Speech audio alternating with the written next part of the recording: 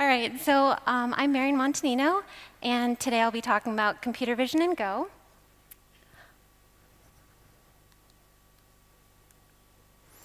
And so to start, I'm just going to give a brief overview of specifically what computer vision is and machine learning and how those go hand in hand. And then I'm going to go over a specific timeline of how I got started with Go and how I ended up at Gray Meta and Pivot TV, which is the last place that I worked before Gray Meta, and how computer vision could have been used at the company. Then I'll go over some of the tools that we currently use or have used at Gray Meta, and then some of the challenges that we've experienced, as well as some of my favorite tools that I've worked with, and then go over specifically how to get started if you want to build your own computer vision apps, and then a short recap at the end. So what is computer vision? For those who don't know what it is, it allows computers to see. So there are many ways that computers can receive visual input, specifically from cameras. They can receive images, they can receive video content, or live streams. So you can just think of video content and live streams as just a series of frames or images in sequence.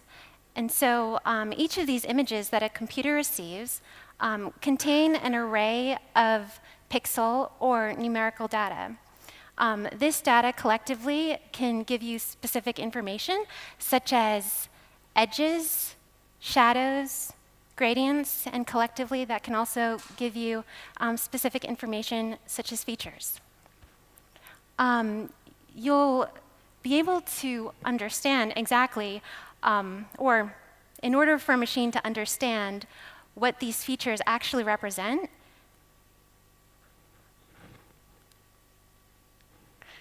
you'll need machine learning to actually build the models that can interpret this numerical data. So for those of you who don't understand machine learning allows you to teach a computer to identify the objects that exist within these specific images. So depending on the specific app that you'd like to create, you can either train your own models, or you could use pre-trained models. If you decide that you want to train your model specifically to detect custom objects, you could use specific APIs out there like Google AutoML or Azure ML Studio, which you need to pay. Or you could use open source tools such as TensorFlow, or you can create your own weights for the YOLO algorithm, and weights is just their terminology, but it means the same thing, it's a model. Or you could do hard cascade training to build cascade files also for object recognition. Whoops. Guys. All right. So an overview to remember computer vision and machine learning is that computer vision are the eyes of the computer, and the machine learning is the brain that can properly interpret that data. So how did I get started with Go? And how did I end up at Gray Meta? So in 2013, I was working as a broadcast technology manager at Pivot TV. Pivot TV was a startup TV network that specialized in disruptive TV, and they focused on targeting millennials to take social action. So they had a team that would specifically go through hours and hours of content, videos, films specifically, or TV series, and tag where certain content appeared. So for example, if there was a film regarding the Colorado River and the Delta and the drought, then whenever the Colorado River would appear, then someone watching the film would specifically tag the time that the river appeared, and then specifically tag water or river, Colorado River, the specific location. And that information would then be fed to a separate team that would match it with a specific action that would appear on the TV network. So when that information was broadcasted, along with the lower third graphic that would appear, it would say something like, text water to 777 to get updates on the Colorado River Delta, or to take a pledge to reduce your water consumption. So it basically tied in social action with media. But the whole process behind it was done manually. So to start, there was a team of about 5 or 6 people that would watch this content, and we would spend weeks before the launch just having people manually tag when certain places or certain things would happen. In 2014, while I was working as a broadcast technology manager, I was looking for a new challenge, so I started to teach myself Golang. And I started attending Go meetups, taking side contract jobs, and also using the language at work by building scripts that would automate certain things. By 2015, I went to an LA Golang meetup, and I met Matt Ryer, who was giving a talk on TDD development. And they were looking for developers to partake in a hackathon where people would work on things called magnets that would extract content from video. And I was really excited about that because it sounded like an exciting project to partake in. And I felt ready to take on something like that after a year of working with Golang and building scripts at work. So I joined in the hackathon, and throughout the month while I was hacking along, I was able to meet the founder, Tim Stockhouse, who gave me his vision of the product at Gray Meta. And he specifically tied in computer vision so that we would be able to not just have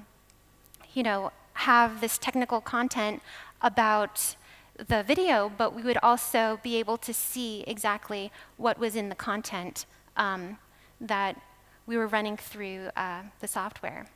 So I could quickly see how this particular software would be able to replace the team that I was working with at my last company, and specifically automating this tagging process that the team at Pivot TV was doing manually.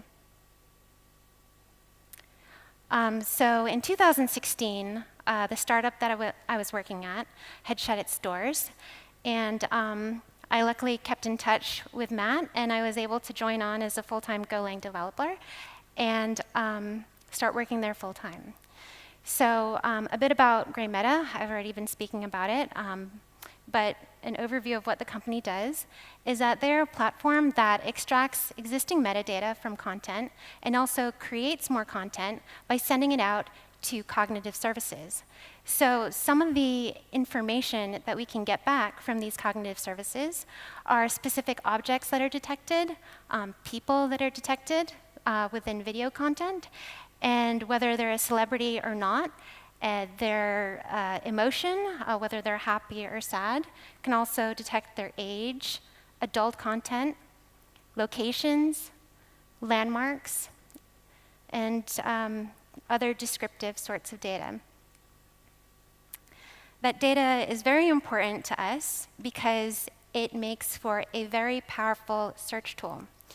So not only do you have a file name to search against, but now you can search for the actual content within a video or a document or an image. We don't just work with pre-recorded video. We also, most recently, partnered with AWS to use computer vision to automate facial recognition within a live stream for the royal wedding. And that was great work done by Jason Hancock and Chris Ebert, who are also working at Gray Meta. And I think that was a really big win for us and really exciting. So we don't just partner with AWS. There's a lot of other companies that we also work with. We work with Google, and we work with Azure, and other kind of niche vision API clients available, like PicPurify and LogoGrab, just to name a few. All of these have their pros and cons. Some are even open source, which are even better, because then you're getting content for free, like specifically Tesseract, which does OCR detection, and OpenCV, which we played around with as well for facial detection. But we've come across some challenges. And I'm just going to go over 3, but there are plenty of other challenges that we've come across. The main challenges that I'm going to discuss today are just how to handle video content. Beyonce, who has a very versatile look, so I'll explain how that plays a part in computer vision and machine learning. And then speed and rate limiting issues specifically. So, handling video content. This was a challenge for us because if you look at some of the big APIs out there, specifically built by Google or Azure or Amazon, you'll see that there's sometimes a limit to the length of the video that you can send, and also the kind of content that you can receive back when you're sending a video out to these services. So while if you send an image out, you can extract all that kind of information that I mentioned earlier, like landmark, locations, celebrities, objects detected, you might only be able to get a subset of that information by sending a whole video out.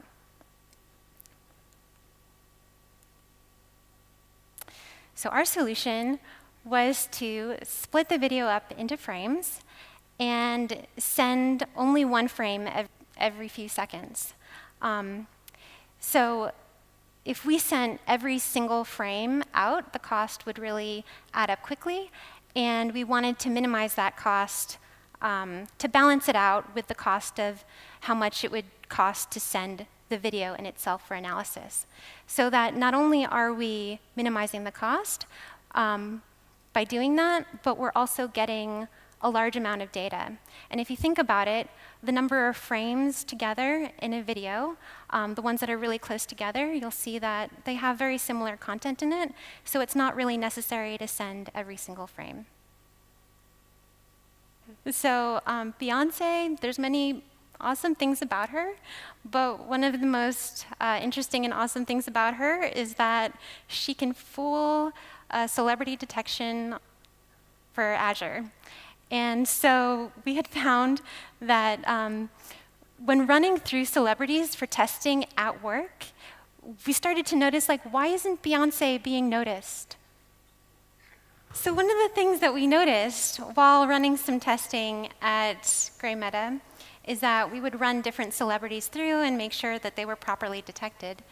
And one of the interesting things that cropped up was that Beyonce wasn't getting properly detected because the confidence level was rather low. And sometimes she wasn't even detected altogether. She'd be detected as a face, but she would not be found as Beyonce.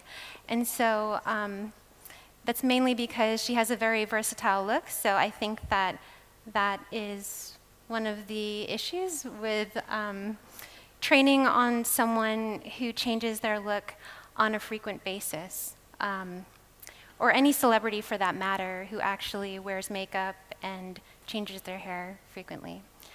But I think there's no particular solution right now other than better computer vision algorithms that'll come in the future and better training for such celebrities.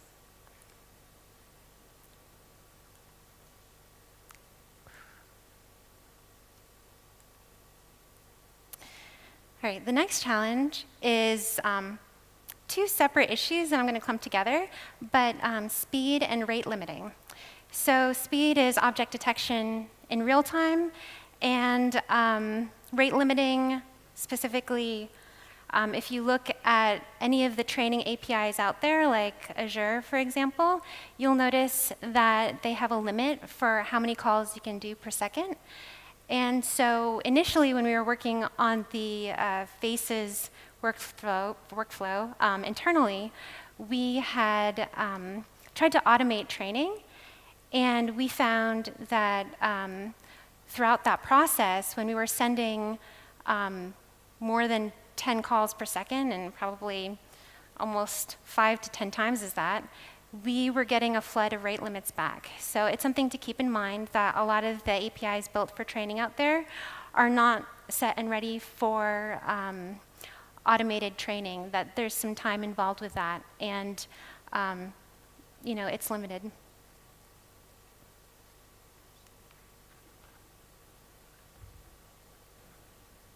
So the solution is to bring the training in-house. And that's currently what we're working on right now with TensorFlow. Another option, which we're not currently doing but is available out there, is Azure and Amazon live streaming. So besides that, there are certain algorithms that actually do object detection a little bit faster. From my research, I found that YOLO, you only look once, is actually very fast and great for real-time object detection. So some of the favorites that I've worked with, for celebrity detection, I'd say that Amazon Rekognition wins. And for OCR detection, it'd be Azure Vision. We also work with niche APIs, specifically for adult content. It'd be PicPurify and Logo Grab. And landmarks would be Google Vision. So getting started, I would specifically recommend using any of the big three, Azure, Amazon, and Google Vision. It's really easy to integrate in any RESTful API and also they have Go clients available, which is great. Besides that, they're relatively inexpensive, so you'll find that all three of them have in common that you can send 5,000 calls a month for free, and then any 1,000 above that, it's only $1 to $1.50 for every 1,000. So if you're working on a personal project at home, you can easily calculate how much it actually costs to actually run that through, and so you don't really have to worry about the price adding up. Another option is to use Ron Evan or Dead Program on GitHub. His Golang wrapper for OpenCV, which is GoCV. It's really easy to get started with, and I'm going to go over some examples of how to get started right now. So after you import the GoCV library and get it all set up on your computer, you can start by just detecting objects. So in this particular case, I am using HAR cascades, which have been pre-trained for face detection. And some of the methods that you would specifically need for this would be imread, which basically reads in a file name and returns a gocv.mat type. That's basically a numerical representation of the image in color format. In this particular case, but you can actually import it in as grayscale, which sometimes actually does even better for object detection. To actually detect the object using the classifier, you'd call the method detect multiscale, and then pass in the image that's now in a numerical format, and it returns in basically a slice of rectangles, which are just bounding boxes around the object that's detected. To display this image, I really like GoCV for this because they have a method called newWindow, which you can use, and you can range through the rectangles that have been returned from the detect multiscale method, which detects objects of that type in varying scales or sizes. And then you can actually use the put text and rectangle methods or functions to actually put text close to the object that's been detected, and also draw a rectangle around the object as well. And then you can use a for loop to run imshow passing in that image which now has the overlaid text and bounding box around it to actually display the image as such. And you can see here by passing in an image of Nikola Tesla to the code, you receive his face in a bounding box with a label right next to it. So it's pretty easy to do. You saw all the code to do that. You can do the same with video. So in this particular case, you would use the video capture file method that reads in a string, which is the path to the actual video file. And you can then just create an empty mat type, which would be passed in as a pointer, and the stream.read method will populate that pointer with the numerical data that's fed in from the video frame by frame, and then again show it in the same manner. Another cool thing about this in GoCV is that you can actually use the IMEncode method, which will take in the image, and then using a file extension, which in this particular example, I'm using a JPEG, it'll encode that image in a JPEG encoded byte slice. So for this, I passed in a video of Martin Luther King giving his I Have a Dream speech, and it's fairly low resolution, it's black and white, but it still does a really good job of detecting the faces that appear within the video. So I thought that was really great. You can see the faces that appear in bounding boxes and the labels right next to it. Same thing with the webcam. The code is very similar. The only difference is that instead of using video capture file, you're going to use video capture device. If you're using a Mac, then the default device ID for your webcam is going to be 0. So it's the only thing that's passed in. One thing that I forgot to mention, but when you can encode the images into a byte slice, is that if you look at any of the APIs out there for Google or Amazon or Azure, you can actually send this, these bytes basically in the body of a post to any of the APIs who can then utilize that to detect the objects within it. So it actually comes in handy.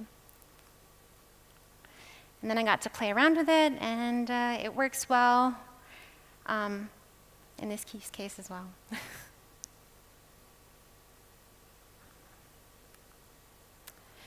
So to recap, computer vision allows computers to see, and machine learning creates the models or the brain that allows us to understand these images that we're receiving.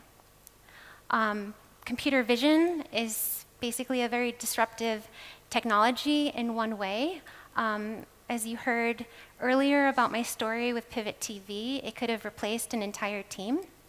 But there are many ways that computer vision can greatly impact our society in the future, which are great to actually keep in mind. If you can think of the many different ways that we've already had computer vision already integrated in our lives, it's not that scary.